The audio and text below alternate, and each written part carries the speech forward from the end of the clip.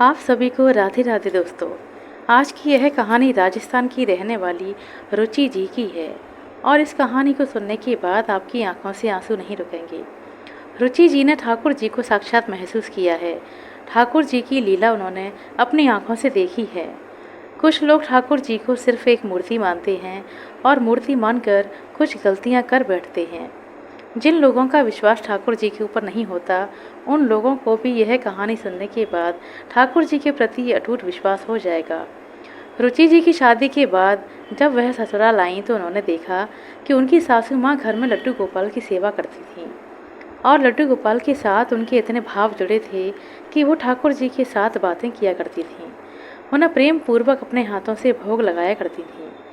जैसे एक छोटे बच्चे को एक माँ खाना खिलाती है, उसी प्रकार वह ठाकुर जी को अपनी गोदी में बिठाकर अपने हाथों से बड़े प्रेम पूर्वक भोजन कराया करती थीं। रुचि जी को यह देखकर बड़ा आश्चर्य होता था कि उनकी सासू माँ एक मूर्ति के साथ बातें करती हैं, उन्हें भोजन कराती हैं और उन्हें अच्छे अच्छे वस्त्र भी पहनाती हैं। कभी कभी तो रुचि जी अपनी सासू माँ का मजाक भी उड़ाती थी। जब वह फ़ोन पर अपने मायके में अपनी मम्मी से बातें करती तो अपनी सासू माँ की बातें करते करते उन्हें हंसी आ जाती। उस समय उनकी मम्मी उन्हें हमेशा टोकती थी कि किसी के बारे में ऐसी बातें नहीं करनी चाहिए। उस समय रुचि जी की आंखों पर अज्ञानता की पट्टी बंधी हुई थी। उन्होंने ठाकुर जी की लीलाओं के बारे में ना तो कभी सुना था और ना ही कभी लड्डू गोपाल की लीलाओं को देखा था। एक तरह से वह बहुत बड़ी नास्तिक महिला थी, लेकिन आज ठाकुर जी ने उनका जीवन पूरी तरह से बदल दिया। अपनी सासू माँ को देखकर उन्हें हंसी आती थी। सासू माँ जी का ठाकुर जी के प्रति भाव देखकर उन्हें ऐसा लगता था कि जैसे वह ढोंग करती हैं। दोस्तों, जब ठाकुर जी को किसी से सेवा लेनी होती है और वह उसका मार्गदर्शन करना चाहते हैं या फिर अपने भक्त की मनोकामना पूर्ति के लिए वह किसी नास्तिक के मन में भाव उत्पन्न करना चाहते हैं, तो वह बड़ी बड़ी लीलाएं करते हैं। उनकी लीलाएं ऐसी होती हैं जिन्हें भक्त स्वयं ही स्वीकार करने पर मजबूर हो जाता है। ना चाहते हुए भी भक्त के मन में भाव उत्पन्न होने लगते हैं। वह ठाकुर जी को सिर्फ एक मूर्ति मानती थीं, क्योंकि जब से वह घर में आई थीं तब से लेकर 3-4 सालों तक उन्होंने कभी भी पूजा पाठ नहीं किया था। उनकी सासू माँ अक्सर उन्हें ठाकुर जी की सेवा करने के लिए कहती थीं, लेकिन रुचि जी के अंदर श्रद्धा भाव था ही नहीं। वह पूजा पाठ करना ही नहीं चाहती थीं। नियमों का पालन करना, ठाकुर जी की सेवा करना, यह सारी बातें उन्हें ढोंग लगती थीं। इसीलिए वह ज़्यादा पूजा पाठ नहीं करती थीं। धीरे धीरे समय बीतता गया। उनकी सासू माँ बुजुर्ग होने लगीं। एक दिन वह रुचि जी से बोली, बेटा देखो, अब ठाकुर जी की सेवा की जिम्मेदारी तुम्हें ले लेनी चाहिए। मेरे समय का कुछ नहीं पता कि कब मेरा बुलावा आ जाए। ठाकुर जी मुझे अपने धाम बुला लें। देखो, घर में ठाकुर जी विराजमान हैं और हमेशा से उनकी सेवा होती रहनी चाहिए, यही मेरी अंतिम इच्छा है। रुचि जी की सासू माँ ने इस बारे में उनके पति से भी बात की। अब उनके पति ने उन्हें बुलाया और कहा, माँ सही कहती हैं, तुम्हें अब लड्डू गोपाल की सेवा की जिम्मेदारी ले लेनी चाहिए। और उसमें समय ही कितना लगता है। सुबह स्नान कराना, फिर जो भोजन बनाती हो उसका भोग लगाना, और यह तो तुम्हारा सौभाग्य है कि इतने सालों से पूजित लड्डू गोपाल जी तुम्हें मिल रहे हैं। अपना सौभाग्य समझकर ठाकुर जी की सेवा करना शुरू कर दो। रुचि जी अपने पति का स्वभाव अच्छे से जानती थीं। अगर वह इनकार करती तो पतिदेव नाराज हो जाते और नाराज होकर कई दिनों तक उनसे बात नहीं करते। इस वजह से उन्होंने ठाकुर जी की सेवा करने के लिए हामी भर दी। उन्होंने कहा, ठीक है, अब मैं लड्डू गोपाल जी की सेवा करना शुरू करती हूँ। अब जैसे ही ठाकुर जी की सेवा की जिम्मेदारी उनके ऊपर आई तो उन्होंने लड्डू गोपाल की सेवा करना प्रारंभ कर दिया। उसी दौरान उनकी सासू माँ की तबीयत भी अचानक से बिगड़ गई। अब बुजुर्ग अवस्था हो चुकी थी और ऊपर से तबीयत खराब थी। इस वजह से ज़्यादातर वो अपने कमरे में ही रहती और वहीं से ठाकुर जी की सेवा के बारे में उन्हें बताती रहती। गर्मी का मौसम था। अक्सर रुचि जी की सासू माँ ठाकुर जी के लिए घड़े में पानी भरकर उनके लिए जल की व्यवस्था करती थीं, ताकि लड्डू गोपाल को ठंडा ठंडा जल प्राप्त हो सके। ठाकुर जी भी ठंडे जल का सेवन कर सकें, क्योंकि उनके मन में ठाकुर जी के प्रति पुत्र भाव था। और जिस तरह एक माता अपने बेटे का ख्याल रखती है, उसी तरह रुचि जी की सासू माँ भी लड्डू गोपाल का ख्याल रखती थीं। लेकिन रुचि जी के मन में अभी तक ऐसा कोई भाव नहीं था। वह सिर्फ एक काम समझकर लड्डू गोपाल जी की सेवा कर रही थीं। और एक दिन जब वह ठाकुर जी के सामने जल भरकर रख रही थीं, उस समय वह जल का घड़ा रुचि जी के हाथों से छूट गया। घड़ा छूटते ही टूट गया। जल का घड़ा टूटने के कारण रुचि जी ने इस बारे में अपनी सासू माँ के सामने कोई जिक्र नहीं किया और तुरंत एक स्टील का लोटा भरकर ठाकुर जी के पास रख दिया। रुचि जी सोचती थीं, क्या ठाकुर जी सचमुच जल पीते हैं? ऐसा कुछ नहीं होता, वह तो एक मूर्ति हैं। घड़े में जल भरकर रखो या फिर लोटे में, बात तो एक ही है। उन्हें सिर्फ और सिर्फ जल का भोग लगाना है। इस भाव से रुचि जी रोज ठाकुर जी को एक जल का लोटा भरकर रखने लगीं। पूरा दिन ना तो वह उस जल को बदलती और ना ही उन्होंने दूसरे घड़े की व्यवस्था की। समय समय पर उनकी सासू माँ ठाकुर जी के भोग के बारे में, उनके जल के बारे में पूछती रहती थीं और रुचि जी हमेशा कह देती कि मैंने उनका जल रख दिया है और भोग भी लगा दिया है। रुचि जी ने उन्हें घड़ा टूटने के बारे में कोई सूचना नहीं दी थी। वह इतनी कमज़ोर हो चुकी थीं कि स्वयं खड़ी होकर ठाकुर जी के मंदिर में नहीं जा सकती थीं। उन्हें सहारा देकर ही टॉयलेट वगैरह ले जाना पड़ता था। अब वह निश्चिंत हो चुकी थीं। उन्हें लग रहा था कि उनकी बहू अच्छे से ठाकुर जी की सेवा कर रही है। 3 दिनों तक लगातार उन्होंने स्टील के लोटे में ठाकुर जी के सामने जल रखा। अब जब चौथे दिन वह ठाकुर जी के सामने जल का लोटा भरकर रखने गईं, उस समय वह लोटा उनके हाथों से छूटकर जमीन पर गिर गया। उन्हें लगा शायद यह उनकी गलती की वजह से हुआ है। उन्होंने फिर से उस लोटे को उठाकर भरकर दोबारा से ठाकुर जी के सामने रख दिया। उसके बाद जब वह दोपहर के समय भोग लगाने गईं, तो आप यकीन नहीं करेंगे, उस समय उन्हें वह लोटा ठाकुर जी के पास से जमीन पर गिरा हुआ दिखाई दिया। उन्होंने फिर से लोटे को उठाया और भरकर ठाकुर जी के सामने रख दिया। लेकिन यह क्या, जब वह शाम को उन्हें विश्राम कराने लगीं, उस समय भी वह जल का लोटा पूरी तरह से नीचे गिरा हुआ था। रुचि जी ठाकुर जी के संकेतों के बारे में नहीं जानती थी। वह लड्डू गोपाल की लीलाओं के बारे में कुछ भी नहीं समझती थी। इसीलिए उन्हें लगा कि शायद उन्होंने लोटे को सही से नहीं रखा है। इस कारण से उसका बैलेंस बिगड़ गया और वह बार बार जमीन पर गिर रहा है। इसीलिए अगले दिन रुचि जी ने एक बड़ी सी प्लेट में बड़े ही आराम से उस लोटे को इस प्रकार से रखा कि वह किसी भी अवस्था में नीचे ना गिरे। लेकिन उस दिन भी दोबारा से यही घटना घटी। वह लोटा जमीन पर गिर गया। उसमें जितना भी पानी था वह सारा नीचे ज़मीन पर बिखर गया।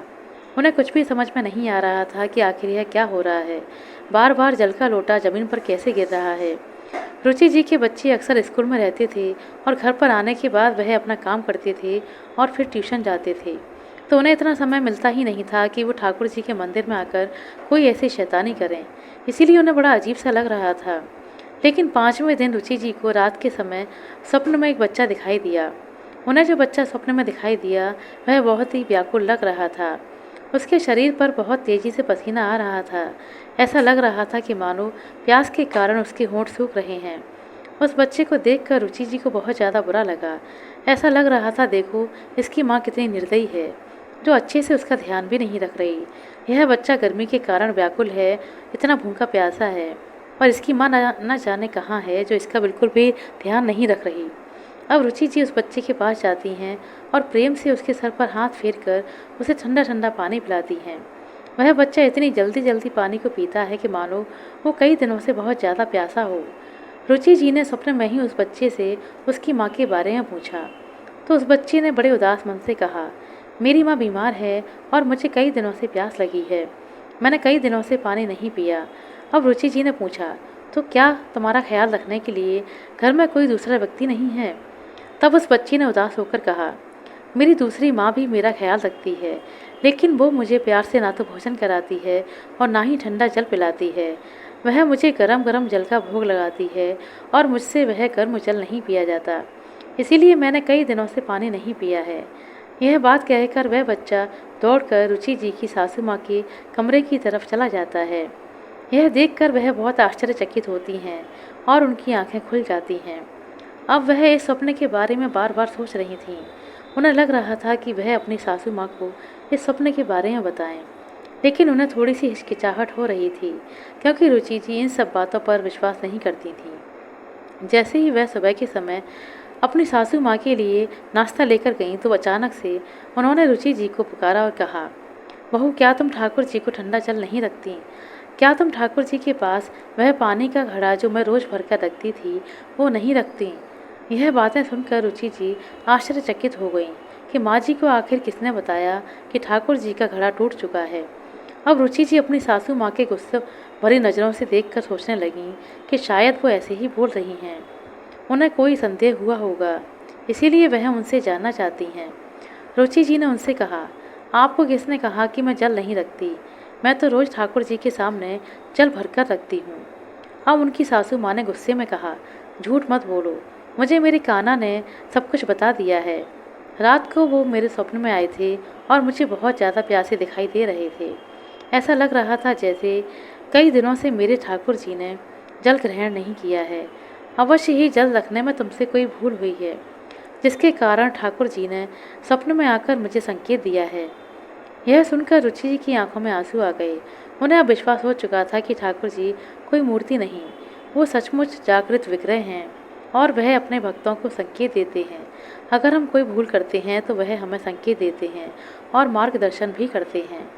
वह अचानक से अपनी सासू माँ के पैरों में गिरकर रोने लगीं और कहने लगीं, माँ जी, मुझसे बहुत बड़ी भूल हो गई है। मैंने तो ठाकुर जी को सिर्फ एक मूर्ति समझा, लेकिन वो तो साक्षात हमारे घर में विराजमान हैं। मैंने पहले कभी उनकी लीलाओं को महसूस नहीं किया था, लेकिन जब से आपने मुझे उनकी जिम्मेदारी दी है, तब से लेकर आज तक मेरे साथ कोई ना कोई घटना अवश्य हो रही है। ऐसा लगता है जैसे ठाकुर जी मुझे कोई संकेत देना चाहते हैं। और रात को स्वप्न में मुझे भी एक बच्चा दिखाई दिया। दरअसल मुझसे उनका पानी का घड़ा टूट गया है और मैंने उन्हें एक मूर्ति समझकर एक स्टील के लोटे में जल भरकर रखना शुरू कर दिया है। उसके बाद से यह घटना होना प्रारंभ हुई। हर रोज उनका जल का लोटा नीचे गिरा हुआ दिखाई पड़ता है। स्वप्न में लड्डू गोपाल आकर मुझसे पानी मांगते हैं और यह सारी घटनाएं मेरे साथ 3-4 दिनों से लगातार हो रही हैं। सारी बातें सुनने के बाद उनकी सासू माँ मुस्कुराने लगीं और कहने लगीं, ठाकुर जी तुमसे सेवा लेना चाहते हैं, इसीलिए वो तुम्हें संकेत दे रहे हैं और स्वप्न में दर्शन भी देते हैं। भले ही वो दर्शन किसी भी प्रकार से दिए जाएं। देख, तेरे अंदर ठाकुर जी के प्रति मुझे यह भाव नजर आ रहा है। तेरी आंखों में आंसू हैं और यही तो भाव होता है ठाकुर जी के प्रति, जो आज पहली बार मैंने तेरी आंखों में देखा है। सचमुच मेरे ठाकुर जी की लीला तो अपरंपार है। तू उन पर भरोसा नहीं करती थी, उन्हें केवल एक मूर्ति मानती थी, तो वह रोज तुझे अपनी लीलाएं दिखाने लगे। वो जल का लोटा कोई और नहीं बल्कि स्वयं लड्डू गोपाल गिराते हैं। वो तुझे संकेत दे रहे हैं। मेरा अचानक से बीमार पड़ना, तुझे ठाकुर जी की सेवा की जिम्मेदारी देना, यह सब उनकी ही लीला है। ठाकुर जी को ऐसे ही लीलाधर नहीं कहा जाता। हर लीला के पीछे उनका कोई ना कोई उद्देश्य अवश्य ही छिपा होता है। और देख, तुझे सेवा सिखाने के लिए, तेरा मार्गदर्शन करने के लिए, तेरे मन में भाव उत्पन्न करने के लिए ठाकुर जी ने यह सारी लीलाएं रची हैं। देख, तूने स्वयं ही स्वप्न में ठाकुर जी के दर्शन कर लिए हैं और उनकी लीलाओं को भी महसूस कर लिया है। ठाकुर जी ने साक्षात तेरे साथ इतनी बड़ी लीला की है कि तुझे उन पर स्वयं ही यकीन हो गया। अक्सर मैं तुझे बताती थी कि आज ठाकुर जी का मन कुछ अच्छा खाने को है, इसीलिए उन्होंने भोग स्वीकार नहीं किया, तो तुझे मजाक लगता था। अब देख, जब स्वयं ही तूने अपनी आंखों से देखा कि ठाकुर जी ने जल का लोटा गिरा दिया, तो तुझे विश्वास हो गया होगा, क्योंकि तुम्हारे सामने साक्षात प्रमाण था कि मंदिर में तुम्हारे और ठाकुर जी के अलावा किसी ने प्रवेश नहीं किया। माँ जी की बातें सुनकर रुचि जी को पूर्ण रूप से विश्वास हो चुका था और उन्हें अपने ऊपर लज्जा भी आ रही थी कि किस प्रकार से वह अपनी सासू माँ का मजाक उड़ाती थीं, किस प्रकार से वह ठाकुर जी के होने पर संदेह किया करती थीं, उन्हें एक मूर्ति मानती थीं। इन सब बातों को सोचकर उन्हें अपने आप पर शर्म आ रही थी। वह मन ही मन ठाकुर जी से क्षमा याचना कर रही थीं। रुचि जी की सासू माँ ने बताया कि अक्सर गर्मी के दिनों में ठाकुर जी को भी एक मिट्टी का घड़ा भरकर उनके लिए ठंडे जल की व्यवस्था करनी चाहिए। हमारे मन में उनके प्रति जैसा भाव होता है, उसी प्रकार से वह सेवा स्वीकार करने लगते हैं।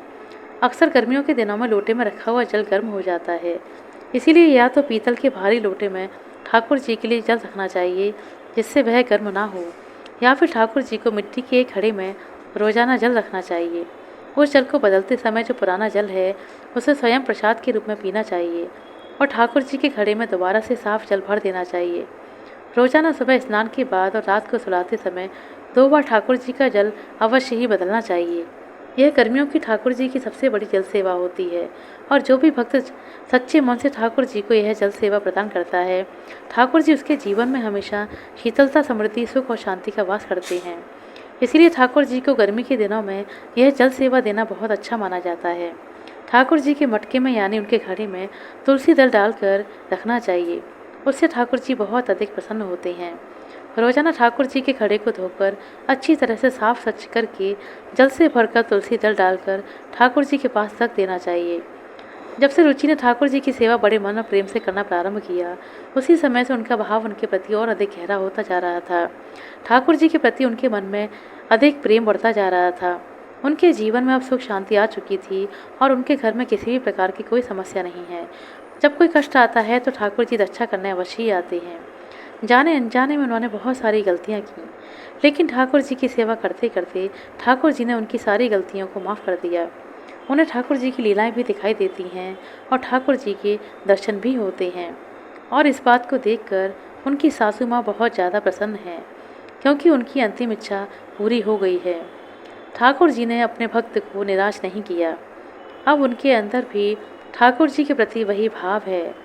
जिस प्रकार से रुचि जी अपने बच्चों की देखभाल करती हैं, शुद्धता और स्वच्छता का पूरा ध्यान रखते हुए वह ठाकुर जी के प्रति भी वही भाव रखती हैं। लड्डू गोपाल हमारे कृपा निदान, हमारे बहुत बड़े गुरु भी हैं। वह किसी न किसी माध्यम से हमारा मार्गदर्शन भी करते रहते हैं। आशा करते हैं दोस्तों आपको हमारी तरफ सुनाई गई है कहानी अच्छी लगी होगी। कहानी अच्छी लगी हो तो कृपया लाइक कर दें, शेयर कर दें। चैनल पर नए हैं तो सब्सक्राइब कर लें। अपना कीमती समय देने के लिए बहुत बहुत धन्यवाद। मिलते हैं अगली वीडियो में, तब तक के लिए नमस्कार।